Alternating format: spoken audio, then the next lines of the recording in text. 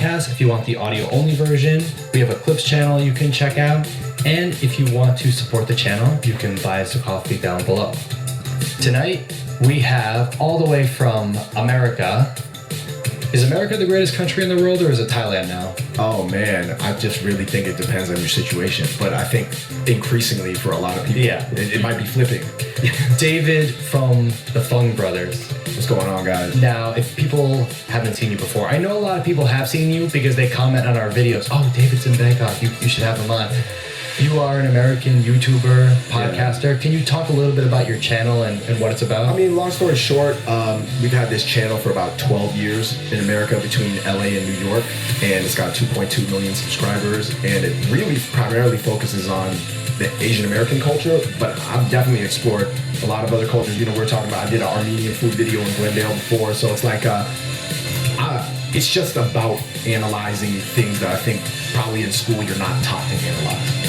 But primarily, you know, obviously I'm Asian, so it's like, it's interesting because I don't feel like I'm your target audience, but I was watching your channel before we started talking, before you came here. I've seen a bunch of your videos. I don't know if you knew that. I didn't know, but but you do live in Asia though. I do, and I am American, so it's kind of that crossover, but I find kind of the cultural topics really interesting, even if they're not directly related to me. Like, you talk a lot about what it's like being an Asian American guy in America. Yeah, no, that for sure. That's like a topic that I think that, I'll say like that's like probably the most, common topic on our channel, because I just figure nobody else is going to talk about it. Like, I like to say the harsh truth or the unspoken truth. You know what I mean? Like, a lot of people don't like to say things because they're like, I never really had a real career outside of entertainment. Like, I had jobs in college and stuff like that. Some of them were even serious jobs, you know what I mean? But I never had a career, so I feel like I'm not like chained by those like sort of like artificial guidance walls, that like HR and stuff like that. Like, my mind is just like really free. So you started this 12 years ago? Yeah. Wow, that's crazy. How old were you at that time? 12 years? I was like early 20s, yeah. Wow.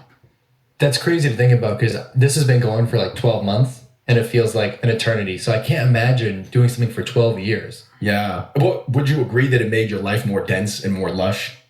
You know what I mean? Like, you know how like life is sort of lived by, I don't know, I don't want to get too poetic. Well, it's interesting. It's a good reason to meet interesting people, to have new experiences.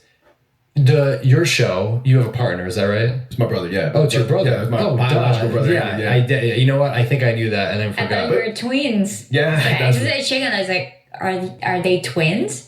Could be. Yeah, okay. Yeah. Full brothers, that's why it's like, I'm just like the wide one, he's like the skinny one. Brothers is like that though. But so I think that, he's in New York right now, so check us out. Like, we're gonna be doing like, because we've been talking about Asian culture for so long, it makes sense that one of us is in Asia. Yeah.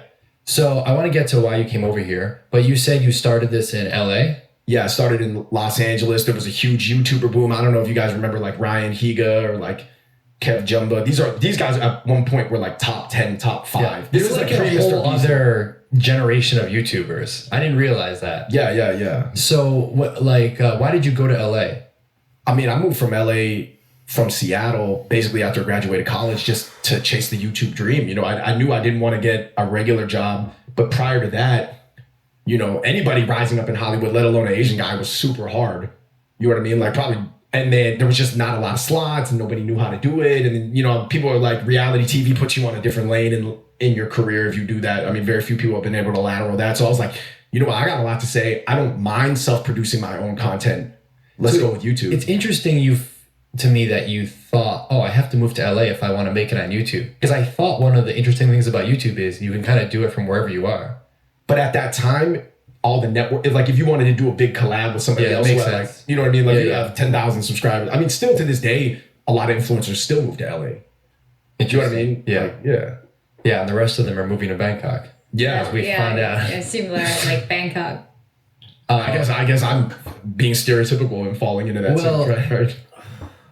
Okay, so you're in LA and then you moved it to New York?